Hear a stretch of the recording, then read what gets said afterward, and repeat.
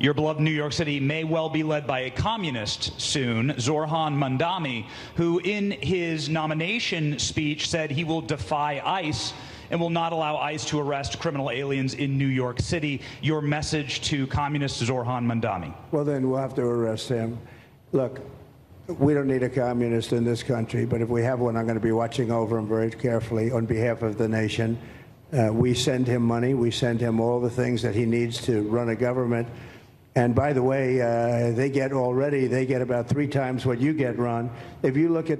Yesterday, Donald Trump said that I should be arrested. He said that I should be deported. He said that I should be denaturalized.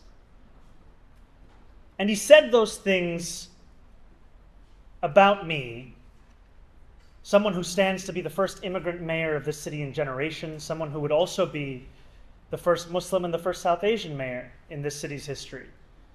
Less so because of who I am, because of where I come from, because of how I look or how I speak, and more so because he wants to distract from what I fight for. I fight for working people. I fight for the very people that have been priced out of this city, and I fight for the same people that he said he was fighting for.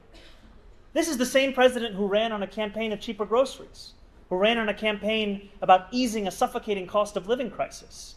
And ultimately, it is easier for him to fan the flames of division than to acknowledge the ways in which he has betrayed those working class Americans, not just in this city, but across this country, and the ways in which he continues to betray them. Because we know that he would rather speak about me than speak about the legislation that he is shepherding through Washington, D.C. Legislation that will quite literally take health care away from Americans. Legislation that will steal food from the hungry. Legislation that looks to build upon one of the largest transfers of wealth we've seen in recent history in his first administration and do it once again for the very Americans who already have enough. We should be fighting for those that do not have what they need to live a dignified life. That is what I will do, and I am thankful to have the protection and to have the support of so many New Yorkers who have stood up and said how unacceptable this is, including our governor, including members of the labor movement.